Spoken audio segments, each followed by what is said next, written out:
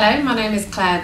I work in a junior school in Nottingham, and at the moment my job is PPA cover, which means I don't have a class responsibility, so I get the luxurious position of teaching Year 3, Year 4, Year 5 and Year 6 IT. So I have a lot of time to think about what I'm going to do.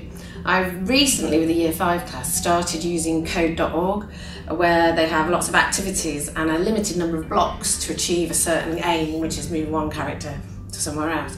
And I found that this is very good. It's a really good diagnostic tool. But one of the issues I found was that when children were getting stuck, it was quite difficult to draw the answer out. I could help them by just sort of giving them the answer, but it wasn't really getting them to learn and understand. And I definitely got that slight glazed look, particularly when we started using loops within another loop, a nested loop. So I thought, well, I need to really build this concept of repeats, and a repeat inside another repeat. So I started to think about how I could use unplugged activities for that, to get the children to really get to grips with what was going on, particularly the lower ability children. And so we used a dance algorithm. So they were given, they had to do so many claps, or to do claps and steps, and I made the blocks on a smart file looking very similar to sort of scratch-like blocks, but all the activities were clapping, stepping, turning, and the children would then use those to create little dances, and it meant they had to interpret these loops within loops. That was all really good fun, but again, the only thing about it was quite difficult to assess which children had got it carefully.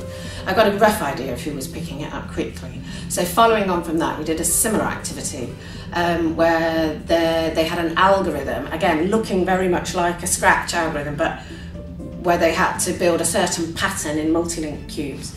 This meant that I could see who was interpreting these blocks, these new loops within loops, because the towers they made were fixed on the table, and then we could all share and look at who'd gone wrong and misunderstood it, and who hadn't, and who had really got it. And I really think over the time that the children really are developing these ideas of loops.